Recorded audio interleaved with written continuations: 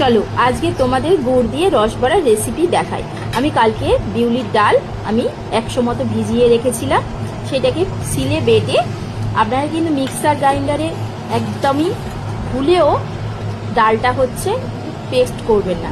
আমি শিলেই বেটেছি, হয়তো একটু কষ্ট হয় কিন্তু শিলে বাটলে বড়াগুলো রস চোখে ভালো। আমি বেটে নিলাম, নিয়ে তারপরে আমি বিউলির ডালটাকে ভালো করে ফেনিয়ে নিলাম, নিয়ে তেল দিয়ে সামান্য অল্প অল্প করে হালকা আছে আমি প্রথম 3টে দিয়ে ট্রাই করে দেখলাম ভালো রস উঠছে কিনা। আমি প্রথমে 3টে দিয়ে এবারে এইগুলো হালকা হালকা একদম লাল, বেশি লাল হবে না, বেশি আবার সাদাও থাকবে না। এবার আমি এইগুলো তুলে আমি গুড়ের মধ্যে ভিজিয়ে দেবো।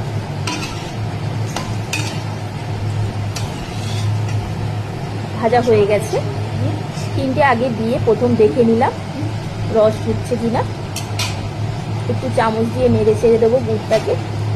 আবারও আমি অল্প অল্প করে ছেড়ে দেবো, ছোট ছোট করে বল আকারে।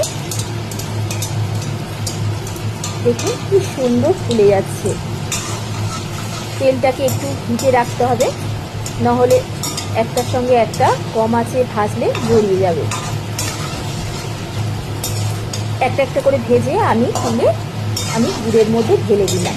এইভাবে আমার রেডি হয়ে যাবে গুড়ের রসবড়া। আপনাদের অবশ্যই ভালো লেগে থাকলে অবশ্যই লাইক, কমেন্ট করতে, শেয়ার করতে ভুলবেন না। রেসিপিটা যদি ভালো লেগে থাকে অবশ্যই ঘরে ট্রাই করে দেখবেন। দেখুন কি সুন্দর হয়ে গেছে আমার।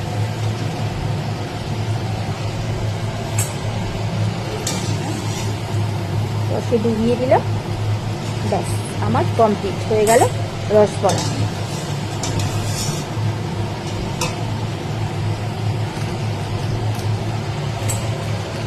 রেডি।